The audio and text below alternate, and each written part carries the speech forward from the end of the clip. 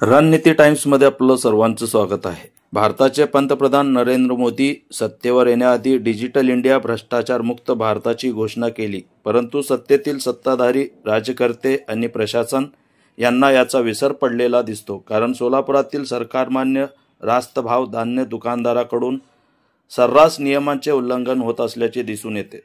प्रत्येक रेशन दुकानातील रेशन कार्डची नोंद ऑनलाईन नोंदणी बंधनकारक असताना दुकानदार याची दखल घेण्यास तयार नाही। तसेच अन्न व नागरी पुरवठा कार्यालयाकडून कठोर कारवाई होत नाही।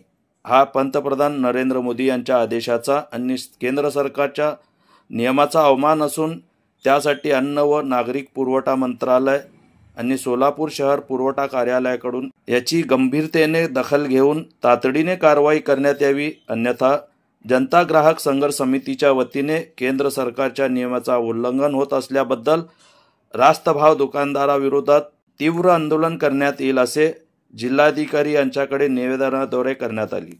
यावेळी निवेदन देताना संघटनेचे सरचिटणीस रियाज अत्तार, उपाध्यक्ष लक्ष्मण वडालकोंडा, संघटक रविकांत ममदापुरे, कय्यूम तांबोळी, नागेश दासरी, महेश पुंटले आदी पदाधिकारी उपस्थित होते। आज सोलापूर शहर जनता ग्राहक संघर्ष समितीच्या वतीने माननीय जिल्हाधिकारी साहेब यांच्याकडे निवेदन देण्यात आले।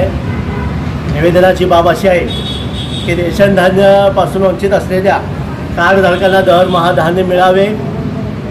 भारताचे आदरणीय पंतप्रधान नरेंद्र मोदीजी साहेब सत्तेवर येण्याअगोदर डिजिटल इंडिया भ्रष्टाचार मुक्त स्वच्छ भारताची घोषणा केली, परंतु सत्तेतील सत्ताधारी राज्यकर्ते आणि प्रशासन यांचा या बाबतीचा विसर पडलेला आहे।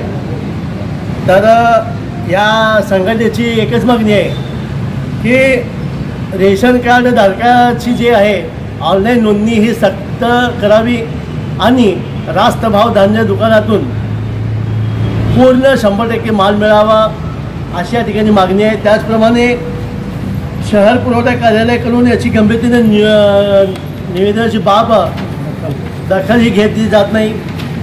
या प्रमुख मागण्यामध्ये एक मागणी आमची आहे की दरमहा रेशन धान्यापासून वंचित असलेल्या रेशन कार्ड धारकांना दरमहा धान्य देण्यात यावे। रेशन दुकान देण्यात येणारे धान्य आणि आनंदाचा शिधा देताना कार्डधारकांना पोचपावती दिली पाहिजे। रेशन दुकानातून अंत्योदय आणि अन्नपूर्णा या योजनेचा लाभ घेणाऱ्या कुटुंबाचे रेशन कार्ड प्रमुखाचे फोटो बंधनकारक असावे। प्रत्येक रेशन दुकानदाराचे त्या संस्थेचे नाव त्या दुकानाच्या समोर फलक बंधनकारक करावे। सोलापुरातील 4 परिमंडल कार्यालय हे सध्या रेशन दुकानदाराचे लायब्ररी झालेले असून यासंबंधी परिमंडल अधिकाऱ्यांनी आणि पुरवठा कार्यालयाकडून कठोर भूमिका घ्यावी आणि कर्मचाऱ्याचे काम करण्याची मुभा कार्यालयात मिळावी अशा तऱ्हेची मागणी आज जनता ग्राहक संघर्ष समितीकडून करण्यात आलेली आहे। तर आपल्या शहरातील ताज्या घडामोडी पाहण्यासाठी रणनीती टाइम्सला सबस्क्राइब करा आणि बेल बटन प्रेस करा, लाईक आणि शेअर करा।